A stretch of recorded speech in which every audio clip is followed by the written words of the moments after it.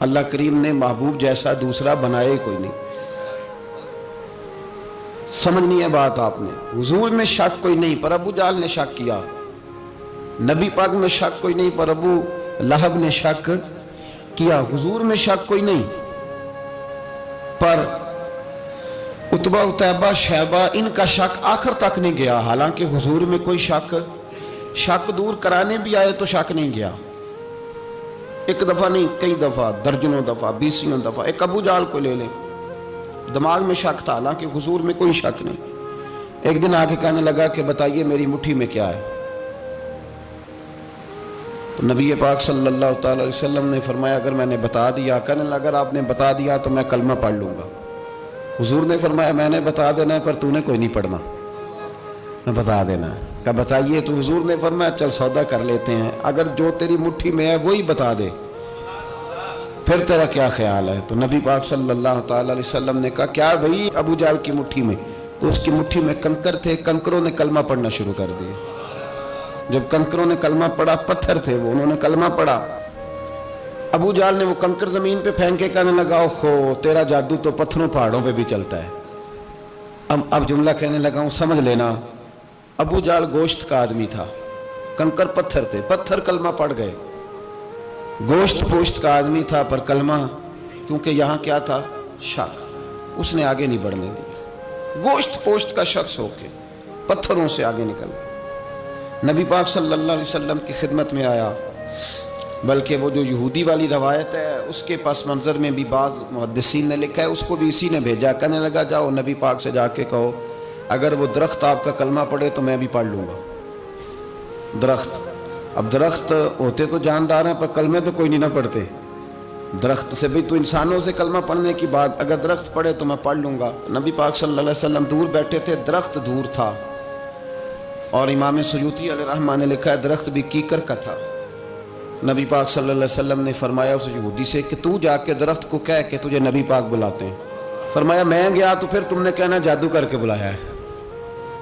احتیاط بھی کی, ہر چیز آنکھوں کے سامنے رکھی, تو جا کے کہہ کہ تجھے بلاتے ہیں. وہ بندہ گیا, جا کے کہنے لگا, اور امام سیوطی نے اس کو لکھا ہے, کہنے لگے اس نے نبی پاک کا نام بھی نہیں لیا, کیونکہ ابو جہل اینڈ کمپنی کو پتا تھا کہ مصطفیٰ کے نام میں بھی بڑی برکت. خالی نام بھی نہیں لیا, کہنے لگا درخت وہ جو سامنے بیٹھے ہیں نا وہ تجھے بلا رہے. نام نہیں لیا حضور کا, وہ جو سامنے بیٹھے ہیں نا جاءت لدعوتہ الاشجار ساجدۃ. امام بوصیری کہتے ہیں درخت آیا اور سجدہ کرتا ہوا, زمین چیرتا ہوا آیا. کس طرح آیا؟ پہلے آگے جھکا, پھر پیچھے جھکا, دائیں جھکا, بائیں جھکا. یہاں بھی لکھنے والوں نے لکھا ہے کہ وہ نہ درخت اپنی جڑیں اکھیڑ رہا تھا. جب چلنا تھا نا اس نے حضور کی طرف آنا تھا تو آگے دائیں بائیں ہوا, جڑیں اکھیڑ رہا تھا.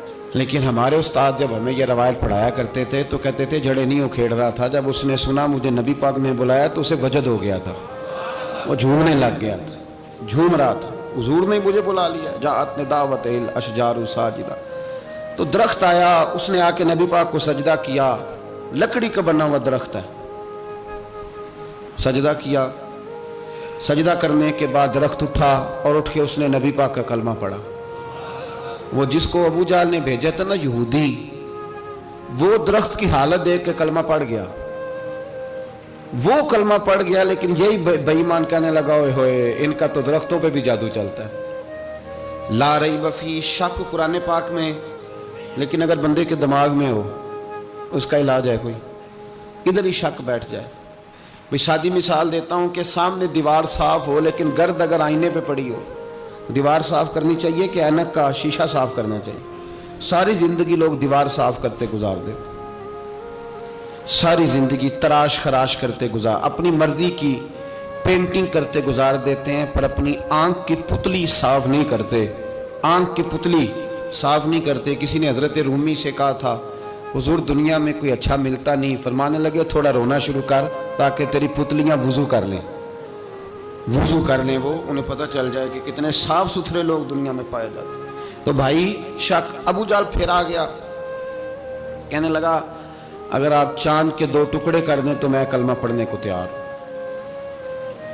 اچھا یہاں بھی بڑی مزے کی بات ہے.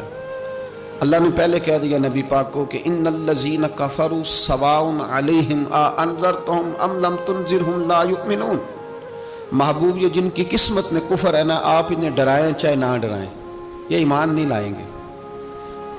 کنکروں نے بھی کلمہ پڑھ لیا، درختوں نے بھی پڑھ لیا، سارا کچھ ہو گیا، اور اللہ نے بھی کہہ دیا کہ محبوب اس بے ایمان نے کلمہ نہیں پڑھنا، پر حضور نے فرمایا یہ پڑھے نہ پڑھے ہم نے میدان نہیں چھوڑنا، جتنی دفعہ آئے گا نا ہم اسے ضرور معجزہ دکھائیں گے، جتنی دفعہ آئے گا ہم کیوں میدان چھوڑیں۔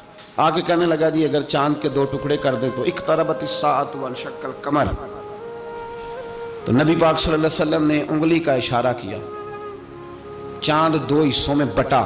کوہ صفا ایک پہاڑی تھی مکے میں، آدھا ٹکڑا پہاڑی کی اس جانب ہوا، آدھا اس جانب، یعنی وضاحت کی اللہ کریم نے کہ ایسے نہ ہو کہ یہ کہہ دی وہ تو ایسے بالکل شک ہوا تو مل گیا، پتہ نہیں میری آنکھوں پہ جادو ہو گیا، ملا ہے کہ نہیں ملا۔ جب ٹوٹا تو حدیث پاک میں آتا ہے کہ آدھا چاند کوہ صفا کی ادھر گیا اور آدھا تو پہاڑی تھی، چاند نیچے آیا، پہاڑی کے گرد گھوما، آگے جا کے ملا، یعنی وقفہ دیا گیا باقاعدہ دیکھنے کا، سمجھنے کا۔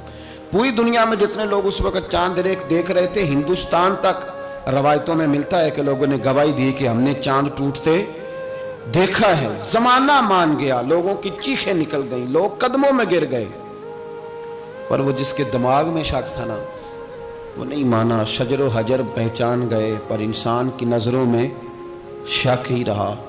دنیا میں سب سے مجبور، کمزور، بزدل، کم فہم بندہ وہ ہے جس کے دماغ میں شک ہے، سب سے کم فہم آدمی، اس کی فراست روحانیہ زیرو ہے، وہ ایک ناکام شخص ہے، اس کو کسی پہ بھی شک پڑ جائے، کسی پہ بھی۔ ہم نے دیکھا ہے جو عورت اپنے مرد پہ شک کرنے لگ جاتی ہے